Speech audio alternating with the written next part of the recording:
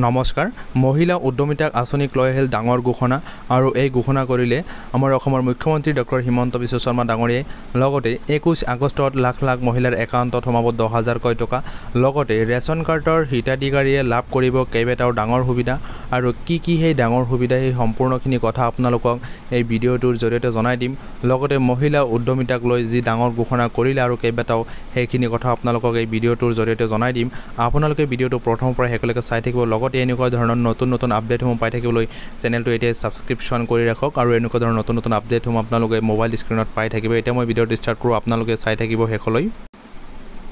হিমন্ত বিশ্ব শৰ্মা ডাঙৰ ঘোষণা মহিলাসকলৰ বাবে মুখ্যমন্ত্ৰীৰ ডাঙৰ ঘোষণা 21 আগষ্টত একাউণ্টত সোমাব 10,000 কোটি টকা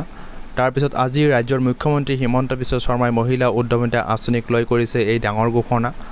শনিবাৰে BTR নিৰ্বাচনৰ সৈতে সংগতি ৰাখি বিজেপিৰ ওদালগুৰি জিলা সমিতিৰ উদ্যোগত মুদৈবৰী হৰিচিঙা পৰিষদীয় সমষ্টি বিটিত অনুষ্ঠিত বিজয় সংকল্প সভাত চৰকাৰী আঁচনিক লৈ কেইবাটাও নতুন ঘোষণা কৰে মুখ্যমন্ত্ৰীগৰাকীয়ে লগতে মুখ্যমন্ত্ৰীয়ে কয় 21 আগষ্টৰ পৰা প্ৰতিমাহে সমষ্টিয়ে গৈ মহিলা উদ্যমিতা আঁচনিৰ 10,000 কোটি টকা 10,000 টকাকৈ প্ৰদান কৰিম তাৰ পিছত কয় আগন্তুক 2 এদিনৰ ভিতৰতে ৰেচন কাৰ্ডৰ হিতাধিকাৰীয়ে